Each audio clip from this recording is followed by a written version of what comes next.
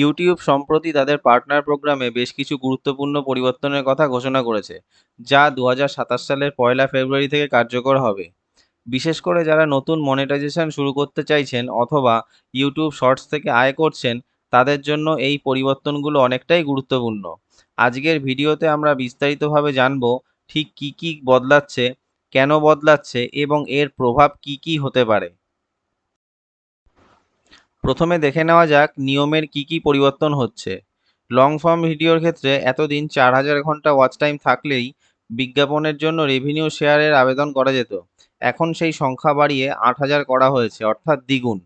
শর্টসের ক্ষেত্রে পরিবর্তন আরও বেশি লক্ষণীয়। আগে 90 দিনে 1 কোটি ভিউ থাকলেই শর্টসের রেভিনিউ পাওয়া যেত, এখন সেটা হচ্ছে 2 কোটি ভিউ। আর সবচেয়ে গুরুত্বপূর্ণ বিষয় হলো, একবার শর্টসের রেভিনিউ শুরু হওয়ার পরও সেটা ধরে রাখতে হলে প্রতি 90 দিনে কমপক্ষে 1 কোটি ভিউ বজায় রাখতে হবে, না হলে সেই মাসের শর্টসের রেভিনিউ আর পাওয়া যাবে না। এখন বলি কোন জিনিসগুলো আগের মতোই থাকছে।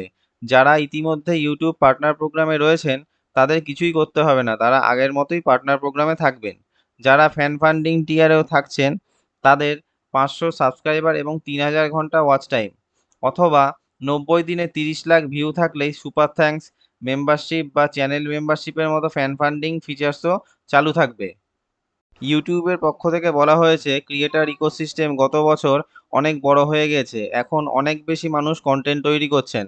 তাদের উদ্দেশ্য হলো যারা নিয়মিতভাবে এনগেজমেন্ট ও ভিউ তৈরি করতে পারছেন তাদের রেভিনিউ যেন সত্যিই অর্থবহ হয়, যাতে তারা সেই আয় দিয়ে চ্যানেলে আরও বিনিয়োগ করতে পারেন। ইউটিউবের আরও দাবি করেছেন যে সামগ্রিকভাবে আগামী বছর ক্রিয়েটারদের মোট পে আউট আগের বছরের থেকে বেশি অবশ্যই হবে। নতুন ইনসেনটিভ প্রোগ্রাম। ছোট ও নতুন ক্রিয়েটারদের জন্য ইউটিউব কিছু নতুন ইনসেনটিভ ফান্ডও চালু করেছে, যেমন নিয়মিত আপলোড করলে বোনাস, শপিং ফিচার্স ব্যবহার করলে বোনাস, অথবা ব্র্যান্ড ডিল পেলে অতিরিক্ত সহায়তা।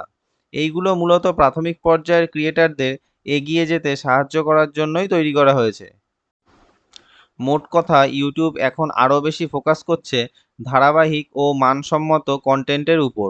ছোট ক্রিয়েটারদের জন্য পথটা একটু কঠিন হয়েছে, তবে অসম্ভব নয়। আপনি যদি নিয়মিত ভালো কন্টেন্ট তৈরি করেন এবং দর্শকদের সঙ্গে সংযোগ গড়ে তুলতে পারেন, তাহলে নতুন নিয়মেও এগিয়ে যাওয়া সম্ভব।